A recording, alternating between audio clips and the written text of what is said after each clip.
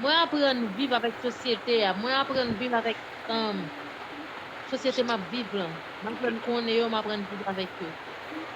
Et m'apprendre un paquet de bagailles pour moment ça me sur réseau, m'apprendre un paquet de bagailles des réseaux sociaux. Bon, Moi moi, moi pas dit que on moun pas ka fè bagay pour détruire non, mais si on fait, faut qu'on bon réseau pour faire, faut qu'on bon cause.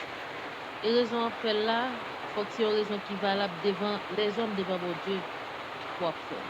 ok.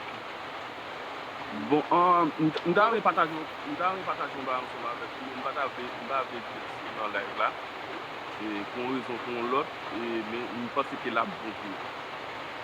Vous comprenez? Yeah.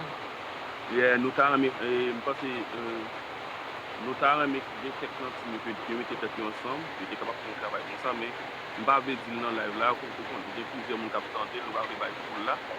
Vous comprenez? M'pense initiative ça n'a pris, m'pense que la bon pour tout. La bon pour carrière actuellement. Oui, c'est qui ça l'appelle? Nou pa vle di nan live la. Ok, ben wap m'appelle pour privé et puis wap di mi. Ye, mpense ke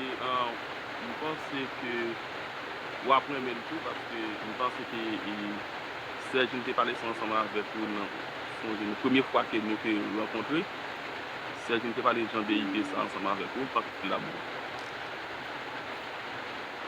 Eh bien, ok, moi c'est la plus importante tout pour me rencontrer avec ces jeunes qui va me ça. Ye, paske mpense Serge nou te pale sa avek ou nan semen nan, e nou gen plan pou nou ta fe sa, mpense kwa wap remen ide a tou, konvan?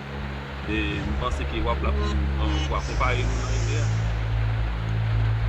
Yeah, moi c'est depuis la bonne, depuis là, positif, nous connaissons toujours supporter pour.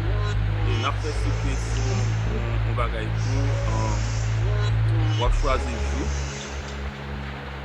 wap disponib, e pi pou nou kapap fè. E pi wap chwazi pou, mba vle ti bay pou la net, paske nouvel, mba vle bay pou la.